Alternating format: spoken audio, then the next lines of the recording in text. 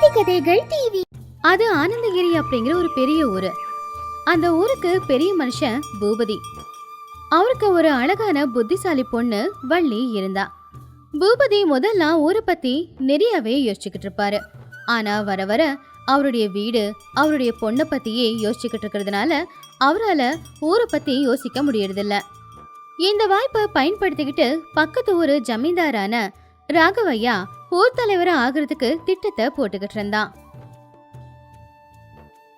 ஒரு நாள் ஊருக்கு நடுவுல இருக்கிற மரத்துக்கு கீழே ராமையா, சூரையா, ரங்கையா 3 பேருமே கவலையா பேசிக்கிட்டு இருந்தாங்க. என்னடா ராமையா, நம்ம ஊரோட நிலைமை வர வர மோசமா போய்கிட்டு இருக்குன்னு தெரியுது. நம்ம ஊரோட தலைவர் வாசலை தாண்டி வெளியிலேயே வர்றது கிடையாது. பஞ்சாயத்துக்கு வந்து பல நாள் ஆச்சு. ஆமா சூரையா, நம்ம ஊருக்கே தலைவரான பூபதி ஐயா வீட்டிலேயே உக்காந்துக்கிட்டு பொண்ணையும் வீட்டையும் மட்டும்தான் பார்த்துக்கிறாரு. ஒரு பிரச்சனையையும் பார்க்க வேண்டிய நம்ம ஐயா சும்மா தான் இருக்காரு. இந்த வாய்ப்பை பயன்படுத்திக்கிட்டு அந்த ராகவையா தலைவராக பார்க்குறாரு. நேற்று கூட நம்ம ஊர் அணைக்கட்டை உடைக்கிறதுக்கு அந்த ராகவையாவோட ஆளுங்க வந்தாங்க. கேள்வி கேட்க யாரும் இல்லைங்கிற திமிரு தான் அது. நாம் அவனை இப்போவே தடுக்கலைன்னா அப்புறம் நம்ம ஊர் அவனுக்கு கீழே போயிடும். அப்புறம் யாரு தான் நம்மளை காப்பாற்றுவாங்க?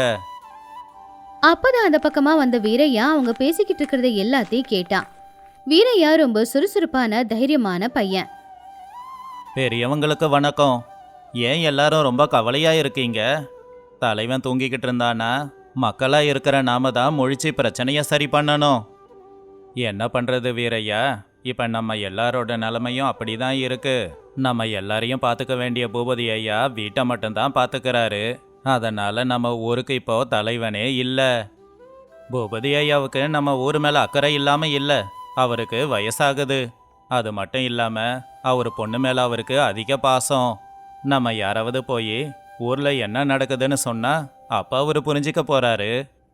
நாம போய் ஐயாவை பார்க்கறதா, நடக்கிறத சொல்றதா, அதெல்லாம் நடக்குமா?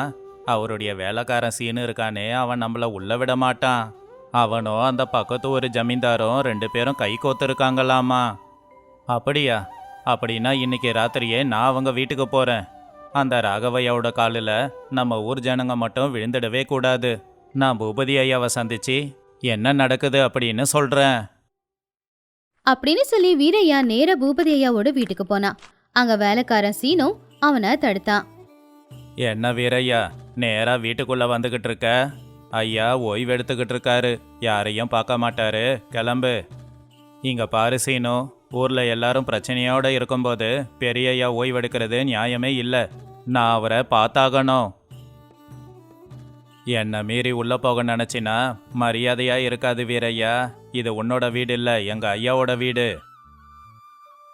வீரையா கோவமா சீனுவை தள்ளி நேரா உள்ள போயிட்டான். இத பாத்துக்கிட்டு இருந்த பூபதி ரொம்ப ஆச்சரியப்பட்டாரு.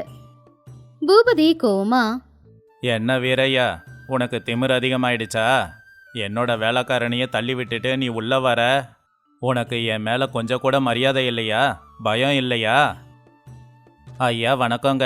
மரியாதை இருக்கு அப்படிங்கிறதுனால தான் நான் உங்களை பார்க்கறதுக்கு வந்திருக்கேன். பயம் இல்லை அப்படிங்கிறதால தான் உங்க வேலைக்காரனை தள்ளி விட்டுட்டேன்.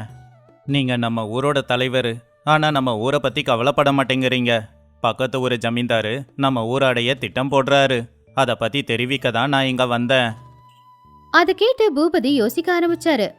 நம்ம ஊரை நீ காப்பாத்த போறியா? ஏன் நான்லாம் இல்லையா? அந்த ஜமீன்தாரால என்னை எதுவுமே செய்ய முடியாது.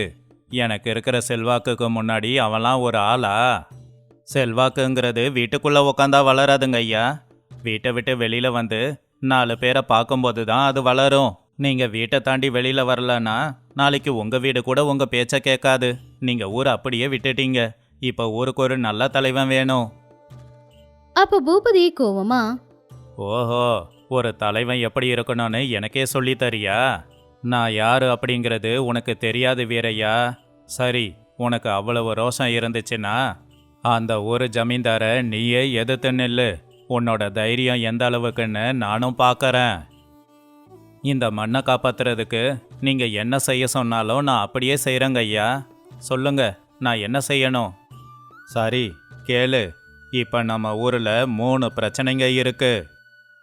அந்த மூணையும் நீ சரி பண்ணிட்ட அப்படின்னா உன் தைரியத்தை பாராட்டி இந்த ஊரை தூக்கி உன்னோட கையில நான் வைக்கிறேன். பிரச்சனை, அந்த ராகவையா நம்ம ஊர் குளத்தோட பத்திரத்தை எங்க வச்சிருக்கான்னு தெரியல.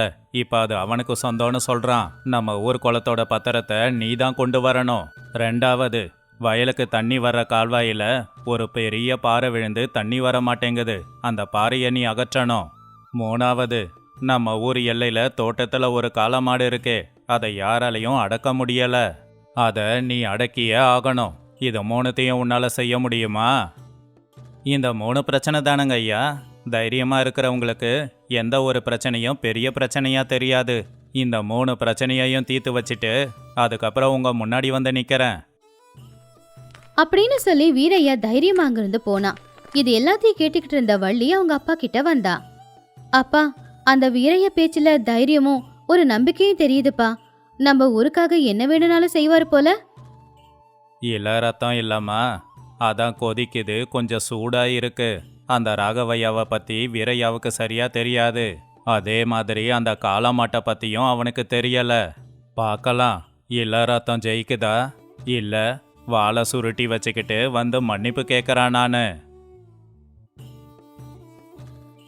அடுத்த நாள் காலையில வீரையா நேரா பக்கத்து ஊரு ஜமீன்தாரான ராகவையா முன்னாடி போய் நின்னான். ராகவையா ஆட்களோட அங்க பந்தாவா உட்காந்துக்கிட்டு இருந்தாரு. என்ன வீரையா, உங்க ஊர்ல இருந்து வழிய மாறி வந்துட்டியா இல்ல பயத்துல உங்க ஐயா அனுப்பி வச்சிருக்காரா? சிங்கம் எப்பவுமே பயப்படாது ராகவையா. எங்க ஊரு குளத்தோட பத்திரம் உன்கிட்ட இருக்காமா, அதை வாங்கிட்டு வர சொல்லி ஐயா அனுப்புனாரு. நீ கேட்ட உடனே கொடுக்கறதுக்கு அது என்ன விளையாட்டு பொருளா வீரையா? அது உங்க ஊரோட குளம். அந்த பத்திரம் எனக்கு தான் சொந்தம். அது உன்னோடது கிடையாதுன்னு உனக்கும் தெரியும், எனக்கும் தெரியும். ஒருத்தவங்க சொத்தை ஏமாத்தி போடுங்கிறது தப்பு. உனக்கு தைரியம் இருந்தா என் கூட போட்டி போடு. அந்த போட்டியில நான் ஜெயிச்சா அந்த பத்திரத்தை என்கிட்ட கொடு. ஒருவேளை நான் தோத்துட்டா அந்த குளத்து பக்கமே எங்க ஊருக்காரங்க இனி யாரும் போக மாட்டாங்க. ஓஹோ, தாமா துண்டு பையன், நீ எங்கிட்டயேவா போட்டிக்கு வர? சரி சொல்லு, என்ன போட்டி வைக்கலாம்? சண்டை எதனா போடுறியா நீ?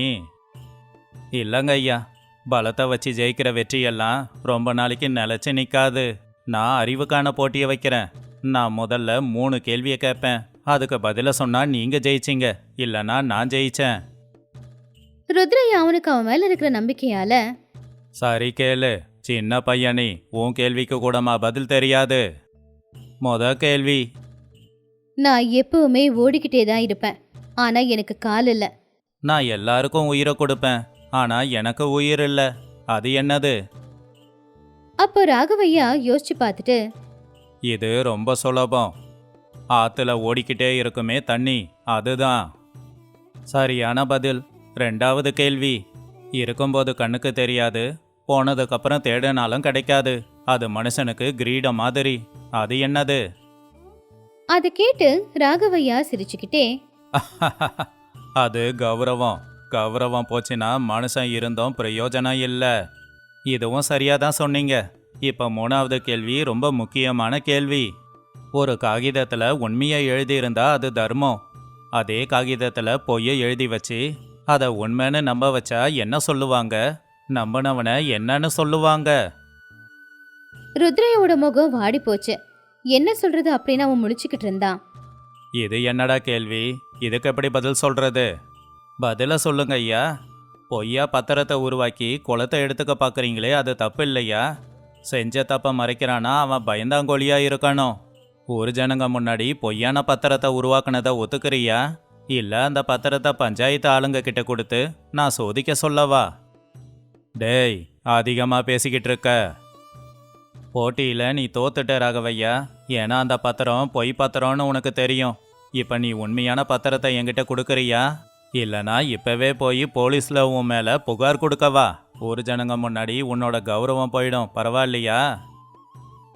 ராகவையாவுக்கு நிலைமை புரிஞ்சுது. வீரையா புத்திசாலித்தனமா அவனை மாட்டி விட்டுட்டான்னு தெரிஞ்சுக்கிட்டான். சரி வீரையா, போட்டியில் நீ ஜெயிச்சிட்ட. அந்த பழைய பத்திரம் எனக்கு வேண்டாம், எடுத்துக்கிட்டு போ. ஆனால் பூபதி கிட்ட சொல்லு, இனிமே நான் சும்மா இருக்க மாட்டேன். வீரையா சந்தோஷமா அந்த பத்திரத்தை எடுத்துக்கிட்டு ஊருக்கு வரும்போது அவன் மனசுக்குள்ள, ஒருத்தன் நினைச்சா அறிவால எதை வேணும்னாலும் சாதிக்கலாம். என் பிரச்சனை தீந்துச்சு. அடுத்த நாள் காலையில ஊஜனங்க எல்லாரையுமே கால்வாய் கிட்ட வர சொல்லி சொன்னா வீரையா. அங்க கால்வாய்க்கு நடுவுல ஒரு பெரிய பாறை விழுந்து கிடந்துச்சு. வீரையா, அந்த பாறையை நம்மளால நகர்த்த முடியாது. 100 பேர் சேர்ந்தா கூட நகர்த்த முடியாதுப்பா. நம்ம ஊருக்கு இனிமே தண்ணி வராதா? ராமையா அண்ணன், 100 பேர் சேர்ந்தாலும் அந்த பாறையை அசைக்க முடியாது, சரிதான். ஆனா நாம எல்லாரும் ஒற்றுமையா சேர்ந்தா நம்ம அறிவால் அதை செஞ்சு முடிக்க முடியும். என்ன சொல்ற வீரையா? வீரையா அங்க இருக்கிற மூங்கில் கொம்புகளை காட்டி, அந்த பாறைக்கு கீழே ஒரு சின்ன சந்து இருக்கு பாருங்க. நம்ம எல்லாருமா சேர்ந்து இந்த மூங்கில் கொம்பை அந்த பாறையோட சந்துக்குள்ள சொருகி அந்த பக்கமா ஒரு அழுத்தனா போதும், பாறை உருண்டு வந்துடும். இதை உடனே செஞ்சு பார்க்கலாம். கிராமத்து ஜனங்க எல்லாரும் அந்த சந்துக்குள்ள மூங்கில் கொம்ப வச்சாங்க. வீரையா தூரமா நின்னு அவங்கள உற்சாகப்படுத்திக்கிட்டு இருந்தான். எல்லாரும் கவனமா கேளுங்க. நம்ம ஊருக்கு தண்ணி வேணுங்கிறதுக்காக தான் இது எல்லாத்தையும் செய்யறோம். 1 2 3 தூக்கி விடுங்க. அப்படி வீரையா சொன்ன உடனேயே எல்லாருமே அவங்க பலத்தை முழுசா பயன்படுத்தி அந்த பாறையை தள்ளுனாங்க. அந்த பாறை கால்வாயிலிருந்து ஓரமா போய் விழுந்துருச்சு. இப்போ ஊருக்கு நல்லபடியா தண்ணியும் வந்துச்சு. சபாஷ் வீரையா, இத்தனை பேரோட பலத்தால சாதிக்க முடியாதத உன்னோட அறிவால ஒரு நொடியில சாதிச்சிட்ட. இனிமே நம்ம ஊருக்கு தண்ணி பிரச்சனை இருக்காது. இதில் நான் எதுவும் பண்ணல ரங்கையா. நம்ம எல்லாரும் ஒற்றுமையா சேர்ந்ததால தான் இந்த பிரச்சனை முடிஞ்சிருக்கு. இப்போ நம்ம ஊருக்கு 2 பிரச்சனை முடிஞ்சிடுச்சு, இன்னும் 1 இருக்கு. ஊர் எல்லையில இருக்கிற மாந்தோப்புல ஒரு பெரிய காளமாடு பக்கத்துல யாரையுமே விடாம கோவமா நின்னுக்கிட்டு இருந்துச்சு. அதோட முதலாளி கோபால் பயந்து போய் ஓரமா நின்னுக்கிட்டு இருந்தான். என்ன கோபாலண்ண, இந்த காளமாடு எதுக்கு இவ்வளவு கோவமா இருக்கு? இதுக்கு முன்னாடி அது சாதாரணமாக தானே இருந்துச்சு. என்னன்னே தெரியல வீரையா. கொஞ்ச நாளாவே அது பக்கத்தில் யாரையுமே விட மாட்டேங்குது. அதையே மீறி போனா கொம்பால முட்டை வருதுப்பா. பூபதி ஐயா அதை அடக்க சொல்லி சொன்னாரு. ஆனா நான் முயற்சி பண்ணி தோத்துட்டேன். வீரையா உன்னிப்பா அந்த காளமாட கவனிச்சான். அத நடக்கிறத பார்த்து அவன் ஏதோ தெரிஞ்சுக்கிட்டான். கோபாலண்ண, அந்த மாட்டுக்கு எதுவும் ஆகல. எனக்கு தெரிஞ்சு அந்த மாடு ஏதோ கஷ்டத்துல இருக்கு. அதோட காலை அது சரியா ஊன மாட்டேங்குது இல்ல. அது காலில் எதனா குத்திக்கிட்டு இருந்தா அதோட வலி தாங்க முடியாம அது கத்திக்கிட்டே இருக்குதோ? அப்படியா? ஆனா அதை எப்படி தெரிஞ்சுக்கிறது? பக்கத்துல போனாதான் முட்டை வருதே. அதுக்கு பிடிச்ச பச்சை புல்ல கொண்டு வா. நான் பொறுமையா அதுகிட்ட போய் பேசிக்கிட்டு இருக்கேன். விலங்குங்களுக்கு பாசம் ரொம்ப அதிகம். வீரையா ஒரு கூடு நிறைய பச்சை புல்லை எடுத்துக்கிட்டு பொறுமையா ஒரு பாட்டு பாடிக்கிட்டு அந்த காளமாடு பக்கத்துல போய் நின்னா. வாடா டே முத்து, வா. என்னாச்சு உனக்கு? சரியா சாப்பிட மாட்டேங்கிறியாமே, வந்து சாப்பிடு வா. என்னால உனக்கு எந்த பிரச்சனையும் வராது. வீரையா அப்படி பொறுமையா கூப்பிட்டதும் காளமாடும் சரி அப்படின்னு சொல்லி அந்த பச்சை புல்ல வந்து மெதுவா சாப்பிட்டுக்கிட்டு இருந்துச்சு. அப்ப வீரையா மெதுவா கால் கிட்ட போய் பார்த்தான். அதோட காலில் ஒரு முள்ளு குத்திக்கிட்டு காலே வீங்கி போயிருந்துச்சு. அட கடவுளே, எவ்வளோ பெரிய முள்ளு குத்தி இருக்கு. முத்து, கொஞ்சம் பொறுமையா இரு, அந்த முள்ளை நான் எடுக்கிறேன். வீரையா ரொம்ப பொறுமையா காளமாட்டுக்கு வலிக்காம அந்த முள்ளை எடுத்து அங்க பச்சளை மருந்தையும் போட்டுட்டான். அதை பார்த்து கோபால் சந்தோஷப்பட்டான். வீரையா, நீ ரொம்ப புத்திசாலி. எல்லாரும் அந்த மாட்டை பார்த்து பயந்தா அந்த மாட்டுக்கு என்ன கஷ்டமோ என்னமோன்னு யோசிச்ச பாரு. உண்மையிலேயே நீ ரொம்பவே புத்திசாலிதான்ப்பா. விலங்குகளோட கோவத்துக்கு பின்னாடி நிச்சயமா ஒரு காரணம் இருக்கும் கோபாலண்ண. அதை புரிஞ்சுக்கிட்டா போதும். சரி வாங்க, இப்பவே மாட்டை கூட்டிக்கிட்டு பூபதி ஐயா கிட்ட போலாம்.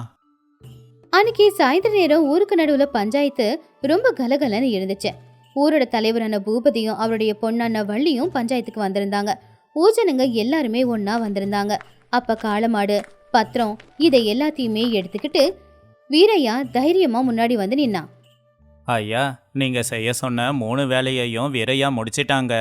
பத்திரத்தையும் கொண்டு வந்துட்டான், பாறையையும் அகற்றிட்டான், காளமாட்டை கூட அடக்கிட்டான். பூபதி அதை கேட்டு ஆச்சரியமாவும் சந்தோஷமாவும், வீரையா, உண்மையிலேயே இது ரொம்ப பெரிய அதிசயம். இது எல்லாத்தையும் நீ எப்படி செஞ்ச? ஐயா, இது எல்லாத்தையுமே நான் என்னோட அறிவை பயன்படுத்தி தான் செஞ்சேன். ராகவையாவை என் அறிவால ஜெயிச்சேன். பாறையை ஊரோட ஒற்றுமையை பயன்படுத்தி அகற்றினேன். காளமாட்டை பாசத்தை பயன்படுத்தி அடக்கினேன். ஒரு பிரச்சனையை சரி பண்ணணும் அப்படிங்கிற நல்ல எண்ணம் தான் என் பின்னாடி இருந்து இதை செய்ய வச்சிருக்கு. அப்போ வள்ளி முன்னாடி வந்து நின்னு, அப்பா, வீரையா தைரியசாலி மட்டும் இல்லப்பா, ரொம்பவும் புத்திசாலி. இன்னைக்கு நம்ம ஊர்ல இருக்கிற அத்தனை பிரச்சனையையும் தீர்த்து உண்மையான தலைவனா நம்ம முன்னாடி வந்து நின்னு இருக்காரு. பூபதி பெருமையா, சரியா சொன்னம்மா. வீரையா, என்னை மன்னிச்சிடு. நான் வயசானதால வீட்டுக்குள்ளேயே இருந்துட்டேன். ஊரை பற்றி கவலைப்படலை. ஆனால் நீ என் கண்ணை திறந்து வச்சிட்ட. எல்லா சவால்லையும் நீ ஜெயிச்சிருக்க. அப்படிங்கிறதால கொடுத்த வாக்குப்படி இன்னையிலிருந்து நம்ம ஊரோட தலைவன் நம்ம வீரையா தான்.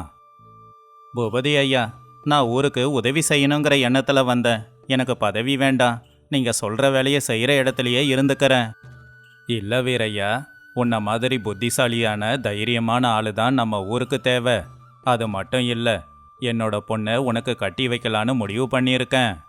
இந்த கிராமத்தை சேர்ந்த வீரனுக்கு என் பொண்ணை கொடுக்கறத விட எனக்கு வேற என்ன சந்தோஷம் இருக்க போகுது? அதை கேட்டு ஊஜனுங்க எல்லாருமே கையை தட்டி சந்தோஷத்தை வெளிப்படுத்தினாங்க. அப்ப வீரையா பணிவா, இதை ஊரோட முடிவாக எடுத்துக்கிட்டு நான் ஏற்றுக்கிறேன். என் உடம்புல உயிர் இருக்கிற வரைக்கும் இந்த ஊர் மேலே எந்த கெட்டவனுடைய பார்வையும் படாத அளவுக்கு நான் நிச்சயமாக பார்த்துப்பேன். வீரையா, தைரியசாலியான உன்னை கல்யாணம் பண்ணிக்கிறதுல எனக்கு ரொம்ப சந்தோஷம். அன்னையிலிருந்து அந்த கிராமம் வீரையாவோட பார்வையில ரொம்ப நல்லபடியாவே இருந்துச்சு. ராகவையா மாதிரி ஆட்கள் வீரையாவோட பேரை கேட்டாலே நடுங்கிக்கிட்டு இருந்தாங்க. இந்த கதை மூலமா நாம தெரிஞ்சுக்கிட்டது என்னன்னா, ஊருக்குள்ள 1008 பிரச்சனைகள் வரலாம். அந்த பிரச்சனை எல்லாத்தையுமே பார்த்து நாம பயப்படாம தைரியமா, புத்திசாலித்தனமா, பொறுமையா அந்த பிரச்சனையை எதிர்கொண்டோம் அப்படின்னா நிச்சயமா அந்த பிரச்சனையை தீர்த்து வைக்கிற அந்த திறமை நமக்குள்ளேயே இருக்கும். 1911 வருஷம் அது ராமபுரம் கிராமம். பக்கத்து ஊர்ல இருந்து வந்துகிட்டு இருக்கிற ஜமீன்தார் பத்ரையா, அவருடைய மனைவி ராஜம்மா, மச்சான் கோட்டையா வழியில அவங்க மழையில மாட்டிக்கிட்டு உயிர் தப்பிக்கிறதுக்காக அங்க இருக்கிற ஒரு ஏழை குடிசையில இருக்கிற ரங்கம்மா பாட்டி வீட்டுக்கு போனாங்க. ஏங்க, என்னங்க இது, இப்படி நடுவுலயே மழையில மாட்டிக்கிட்டோமே. விலை அதிகமான என் பட்டு புடவையெல்லாம் மழையில நனைஞ்சு போச்சு. வழியெல்லாம் ஒரே சேரு. இப்ப வண்டியும் கெட்டு போச்சு. ஆனா பக்கத்தூரு கல்யாணத்துக்கு போய் ராத்திரியோட ராத்திரியா ஏன் கிளம்பணும்? கொஞ்சம் பொறுமையா தான் கிளம்புனா என்ன? என் பேச்ச கேட்டாதானே. இப்ப நடுவுலயே மாட்டிக்கிட்டோமே. இரு ராஜம்மா, எதுக்கு எல்லா கோவத்தையும் என் மேலே கொட்டுற? மேகமூட்டமாக இருக்கு. மழை வர்றதுக்கு முன்னாடி ஊருக்கு போகலான்னு நான் கிளம்பினேன். ஆனால் இந்த மழைக்கு என் மேலே என்ன கோவமோ என்னமோ பாதியிலேயே கொட்டுன்னு கொட்டுது. வண்டி வேற சேத்துல மாட்டிக்கிச்சு. வண்டியை வெளியில் எடுக்க முடியலை. மழையிலிருந்து தப்பிக்க இதோ இந்த குடிசைக்கு வந்து உயிரை காப்பாற்றிக்கிட்டோமே, அதுக்கு சந்தோஷப்படு, சும்மா திட்டாத. மாமா, அதெல்லாம் இருக்கட்டும். எனக்கு ரொம்ப குளிருது. குளிர் தாங்க முடியல. இந்த வீட்டை பாரு, எங்க பார்த்தாலும் தண்ணி சொட்டுது. இதே வீடு மாதிரியே இல்லை, பண்ணிங்க தங்குற இடம் மாதிரி இருக்கு. இந்த வீட்டில் நாம எப்படி தங்குறது? எனக்கு ரொம்ப கவலையா இருக்கு மாமா. அப்பதான் ரங்கம்மா பாட்டி கையில ஒரு பாய பிடிச்சுக்கிட்டு அவங்க எல்லாருக்கும் முன்னாடி வந்து நின்னாங்க. ஐயா, கும்பிடுறேங்க ஐயா. நான் தான் இந்த வீட்டுல வாழ்ந்துகிட்டு இருக்கேன். என் பேரு ரங்கம்மா. மன்னிச்சிடுங்க ஐயா. இந்த மழைக்கு என் வீடும் கூட அழுதுகிட்டே இருக்கு. ஆனா நீங்க பெரிய மனுஷங்க, மழை நிக்கிற வரைக்குமாவது இங்க உக்காந்து இருந்துட்டு போங்க. இந்தாங்க ஐயா, பாய் போட்டு உக்காருங்க. கீழே ஒரே ஈரமா இருக்கு, அப்புறம் துணி வீணா போயிடும். சீச்சி, இந்த பாயில நாங்க உட்காரணுமா? அந்த பாய் எவ்வளவு அழுக்கா இருக்க பாரு. பூச்சி பொட்டு கூட இருக்கும். என் வீட்டுல என் நாய் படுக்கிற பாய் கூட இதை விட சுத்தமாவே இருக்கும். என்னதான் மழையா இருந்தாலும் எந்த மாதிரி வீட்டுல வந்து மாட்டிக்கிட்டு இருக்கேன் பாரு. ராஜாம்மா, வாய மூடு. உன்னோட கஷ்டத்துல உதவி செய்யறவங்கள அவமானப்படுத்தாத. அம்மா, அந்த பாயை ஓரமா போடுங்க. மழை விட்டதும் நாங்க இங்கிருந்து கிளம்பிடுவோம். 3 பேரும் அந்த பாயை போட்டு அதுல உட்காந்துக்கிட்டாங்க. வெளியில மழை இன்னும் அதிகமாயிக்கிட்டு இருந்துச்சு. இடி மின்னல் சத்தத்தோட ஆகாயமே அதிரிக்கிட்டே இருந்துச்சு. மாமா, இந்த குளிருக்கு எதனா சாப்பிடணும் போல இருக்கு. கல்யாண வீட்டில் நடந்த சண்டையில நான் சரியா சாப்பிடல. இப்ப எனக்கு ரொம்ப பசி எடுக்குது மாமா. என் நிலைமையும் அப்படிதாண்டா இருக்கு. என்ன பண்றது? இந்த குளிருக்கு ஏதாவது சாப்பிடணும் போலதான் இருக்கு. நல்ல குளிருக்கு இதமா சூடா ஒரு கப்புல டீயும் அப்படியே ஒரு 4 மிளகா பஜ்ஜியும் கிடைச்சா எவ்வளவு நல்லா இருக்கும். எனக்கும் பசி எடுக்குது. ஆனா என்னத்தேன்னு போய் சாப்பிட முடியும்? அம்மா பாட்டி உங்க வீட்டில் எதனா இருக்குதா? எதனா சாப்பிட கொடுப்பீங்களா? ஐயோ ஐயா, உங்களை மாதிரி ஜமீன்தாரங்க குடும்பத்துக்கு சாப்பாடு போடுற அளவுக்கு நான் இல்லைங்க ஐயா. அதுவும் வெளியில மழைங்கிறதுனால இன்னைக்கு எனக்கு கூலிக்கும் வேலை கிடைக்கலங்க ஐயா. அதனால கூலி பணமும் இல்லைங்க ஐயா. என்னது, கூலி பணம் இல்லையா? அப்ப நீ என்னது சாப்பிட உட்கார போற இந்த குடிசையில? என் வீட்டுக்கார பத்தி தெரியும்ல. என் வீட்டுக்காரர் ஒரு 100 ரூபாய் வீசினாருன்னா இந்த குடிசை முழுக்க மளிகை சாமானா வந்து விழும். மரியாதையா ஏதாவது செஞ்சு கொடு, இல்லைனா நல்லா இருக்காது. பணத்தை வாங்கிக்கிட்டு உங்களுக்கு சாப்பாடு போடுறதுக்கு நான் நடத்துறது ஒன்றும் ஹோட்டலு இல்லைம்மா. என் வீட்டில் உண்மையிலேயே அரிசி இல்லை. வேணும்னா கொஞ்சோண்டு கெவுரு மாவு இருக்கு. அதே மாதிரி தோட்டத்தில் காஞ்சிருக்கிற கத்திரிக்காயும் 2 பச்சை மிளகாவும் இருக்கு. நீங்க எதுவும் நினச்சிக்கலனா உங்களுக்கு கொஞ்சம் களியும் அந்த கத்திரிக்காய் துவையலும் செஞ்சு கொடுக்கவா? சாப்பிட்றீங்களா? என்னது களியா? சீச்சி, அது ஆடு மாடு சாப்பிட்றது. பட்டணத்தில் எங்கள் வீட்டு வேலைக்காரங்க தான் அது எல்லாத்தையும் சாப்பிடுவாங்க.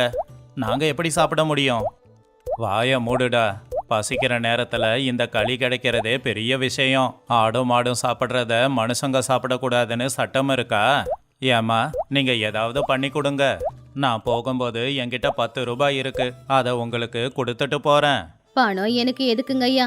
வீட்டுக்கு யார் வந்தாலும் நம்ம கிட்ட இருக்கிறத வச்சு அவங்களுக்கு சாப்பாடு போட்டு அனுப்புறது தான் எங்க குடும்ப வழக்கம். இந்த 10 ரூபாவன்னு வச்சுக்கிட்டு நான் என்ன பண்ண போறேன்? அதை உங்ககிட்டயே வச்சுக்கோங்க. ஒரு 10 நிமிஷம் இருங்க, இதை இப்ப சமையல் பண்ணிடுறேன். ரங்கம்மா சமைக்கிறதுக்காக அவங்க சமையலறைக்குள்ள இருந்த அடுப்பு கிட்ட போனாங்க. கூரையில இருந்த தண்ணி அடுப்புல இருந்த விறகுல சொட்டினதுனால விறகு கொஞ்சமா நனைஞ்சு போச்சு. அவங்க எப்படியோ கஷ்டப்பட்டு அடுப்பை பத்த வச்சாங்க. ஐயோ, என்ன இது புகை? உனக்கு அடுப்பு பத்த வைக்க வருமா வராதா?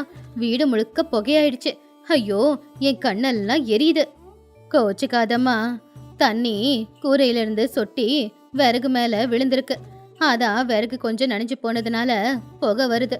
அடுப்பு பத்த வைக்கிறது கஷ்டம்தான், ஆனா உங்களுக்காக எப்படியாவது பத்த வைக்கிறேன் அப்படின்னு சொல்லி ரங்கம்மா பாட்டி தண்ணி அடுப்புல விழாம இருக்க குறுக்குல ஒரு துணியை கட்டி கஷ்டப்பட்டு அடுப்பை ஊதி ஊதி எப்படியோ கடைசியில எரிய வச்சுட்டாங்க.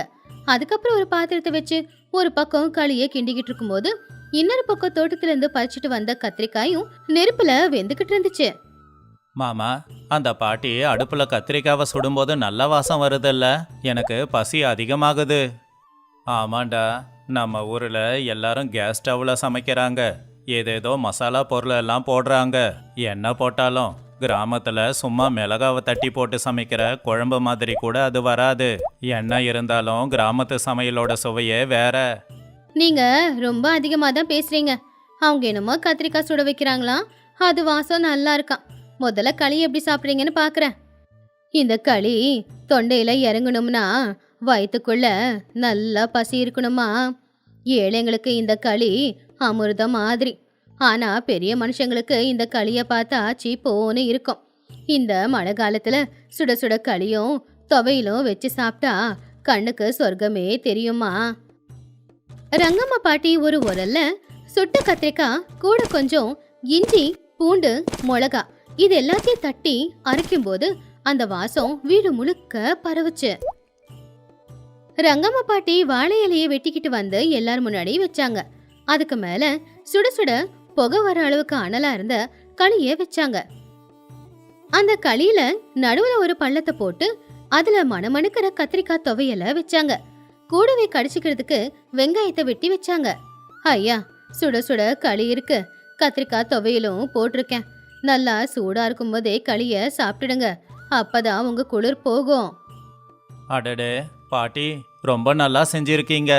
அதுலேயும் அந்த கத்திரிக்காய் குழம்போட இந்த களியை சேர்த்து சாப்பிடும்போது உடம்புக்குள்ள ஒரு சூடு வருது. நான் பட்டணத்தில் பெரிய ஹோட்டல்லலாம் சாப்பிட்ருக்கேன், ஆனால் இவ்வளோ சுவையாக சாப்பிட்டதில்ல. சரியா சொன்னடா மச்சான். ராஜம்மா, நீயும் சாப்பிடு. இன்னைக்கு நாம் இவ்வளவு தூரம் மழையில் நனைஞ்சு கஷ்டப்பட்டதுக்கு நீ சுட சுட இந்த களியை சாப்பிட்டேன்னு வச்சுக்கோ, பட்ட கஷ்டமெல்லாம் மறந்து போயிடுவ. ஏன் பாட்டி, என்ன இது இவ்வளோ நல்லா இருக்கு? எங்க வீட்டில் சமையல்காரங்க சமைக்கிறத விட இது 100 மடங்கு சுவையா இருக்கு. உப்பு காரம் புளிப்பெல்லாம் சரியா இருக்கே, அது எப்படி? நான் எதுவும் பண்ணலம்மா, பசியோட இருக்கீங்களே, உங்களுக்கு சுவையான சாப்பாடு போடணும்னு நினைச்சி கவனமாவும் கொஞ்சம் பாசத்தோடவும் செஞ்சேன். அதான் நல்லா வந்திருக்கு. சாப்பிடுங்கம்மா, நீங்க சாப்பிட்டாதான் எனக்கு சந்தோஷம். 3 பேரும் களிய போட்டா போட்டி போட்டு சாப்பிட்டாங்க. வெளியில அடிக்கிற மழைக்கு உள்ள களி இறங்கும் போது உடம்பு இவங்களுக்கு சூடா இருந்துச்சு. அப்படி அவங்க 3 பேருமே மனசார களிய சாப்பிட்டு முடிச்சாங்க. ஆமா, இன்னைக்கு நீங்க சமைச்சு கொடுத்ததுக்கு உங்களுக்கு கோடி ரூபாய் கொடுத்தாலும் தப்பு இல்லை. ஆனா என்கிட்ட 100 ரூபாய் தான் இருக்கு, இதை வாங்கிக்கோங்க. மன்னிச்சிடுங்க ஐயா, நான் உங்களுக்கு சாப்பாடு விற்கிற வியாபாரி மாதிரி தெரியுறேனா? நான் கடவுளை நம்பி வாழ்ற ஒரு சாதாரண கிழவி. எனக்கு இந்த பணத்தோட தேவையில்லை. இதை நீங்களே வச்சுக்கோங்க. உங்க பசி தீந்துச்சுல அதுவே போதும். பாட்டி, எதுக்காக வேணான்னு சொல்றீங்க? நீங்க கட்டி இருக்கிற இந்த புடவை கிழிஞ்சிருக்கு, இந்த வீட்டோட கூரை ஒழுகிக்கிட்டு இருக்கு. இந்த பணத்தை வச்சு வீட்டு கூரையாவது சரி பண்ணலாம் இல்லையா? என் குடிசையில மழை தண்ணி பட்டு நனைஞ்சா என்னப்பா ஆயிட போகுது? நாளைக்கு வெயில் வந்துச்சுன்னா குடிசை தானா காஞ்சிட போகுது. ஆனா நான் பணத்துக்கு ஆசைப்பட்டனா என் மனசு அழுக்காயிடும்பா. அந்த அழுக்கு எப்பவும் போகாது. நீங்க மனசார சாப்பிட்டீங்க அப்படிங்கறதே எனக்கு போதும். அது 1000 ரூபாவுக்கு சமம். அம்மா, என்ன மன்னிச்சிடுங்க. நான் ரொம்ப தப்பா நடந்துக்கிட்டேன்ல. உங்க குடிசைக்குள்ள வந்ததும் இது ஒரு தரித்திர பிடிச்ச குடிசைன்னு நினைச்சேன். என் பட்டு புடவை அழுக்காயிடுச்சுன்னு நான் கவலைப்பட்டேன். ஆனா நீங்க உங்க புடவை முந்தானியால அந்த மழை தண்ணியை தடுத்து நெருப்ப பத்த வச்சு எங்களுக்கு வயிறார சமைச்சு போட்டீங்க. நீங்க கொடுத்த சாப்பாடுல வயிறு மட்டும் நிறையல, எங்க மனசும் நிறைஞ்சு போச்சு. என்கிட்ட பணம் இருக்கலாம், ஆனா உங்ககிட்ட இருக்கிற அந்த நல்ல குணம் என்கிட்ட இல்லம்மா. ராஜாம்மா சொல்றது உண்மைதாம்மா. நீங்க எங்களுக்கு மனசார சாப்பாடு போட்டீங்க, கூடவே ஒரு பாடத்தையும் கற்றுக் கொடுத்தீங்க. வாழ்க்கைக்கு மனுஷங்க முக்கியம், பணம் முக்கியம் இல்லைன்னு. வெளியில மழை நின்னு போச்சு. விடிய காலையில அடிச்சு சூரியன் மெதுவா வெளியில வந்தான். அவங்க 3 பேருமே கிளம்பி வெளியில வந்தாங்க. அம்மா, மழை விட்டுடுச்சு, நாங்க கிளம்புறோம். ஆனா ஒன்று, என்னோட வீடு இனிமே உன்னோட வீடு. உனக்கு எப்போ வரணும்னு தோணுதோ நீ வரலாம். நாளைக்கே என்னோட வேலைக்காரங்களை அனுப்பி உன்னுடைய இந்த வீட்டை நான் சரி பண்ணி கொடுக்கறேன். அது என்னுடைய கடமை. ஆமா பாட்டி, நீ எங்களுக்கு சாப்பாடு போட்டிருக்க. நீ எங்களுக்கு அன்னபூரணா தேவி. ராஜம்மா அவ கழுத்துல இருந்த ஒரு தங்க சங்கிலியை எடுத்து ரங்கம்மா கையில கொடுத்தா. நான் பண்றது தானம் இல்ல ரங்கம்மா, நான் செய்யறது ஒரு சின்ன காணிக்க, வேண்டான்னு சொல்லாத. ரொம்ப சந்தோஷமா, நீங்க நல்லா இருக்கணும். பார்த்து பத்திரமா வீட்டுக்கு போங்க. பத்ரையா, கோட்டையா, ராஜம்மா 3 பேரும் நடந்து போய்கிட்டு இருந்தாங்க. பின்னாடி திரும்பி பார்க்கும்போது ரங்கம்மா சந்தோஷமா அவங்களுக்கு டாட்டா காட்டி அனுப்பிக்கிட்டு இருந்தாங்க. ராஜம்மாவுக்கு இப்ப அவ பட்டுப்படவையில ஒட்டிக்கிட்டு இருக்கிற அந்த சேரு அசிங்கமாவே தெரியல. அவங்க எல்லாரும் மனசார ரொம்ப சந்தோஷமா சுத்தமா போய்கிட்டு இருந்தாங்க. அப்படி அன்னைக்கு ராத்திரி ராமபுரம் ஜமீன்தாருடைய குடும்பத்துக்கு ஒரு பாடத்தை கத்து கொடுக்கதா அந்த மழை வந்த மாதிரி இருந்துச்சு. ஒரு வயசான பாட்டியோட வீட்டுல ஒரு நாள் இரவு தங்கி வாழ்க்கைக்கு தேவையான முக்கியமான பாடத்தை கத்துக்கிட்டு அவங்க வீட்டுக்கு போனாங்க. பாட்டி எதுவும் எதிர்பார்க்காம செஞ்ச அந்த உதவி பாட்டிக்கு நல்ல பேரு வாங்கி கொடுத்துச்சு. கொஞ்ச நாளுக்கு அப்புறமா அவங்க சொன்ன மாதிரியே பாட்டியோட குடிசைய ஓட்டு வீடா மாத்தி கொடுத்தாங்க. அப்புறம் பாட்டிக்காக ஆடு, மாடு, கோழி எல்லாத்தையுமே அவங்களுக்காக வாங்கி கொடுத்தாங்க.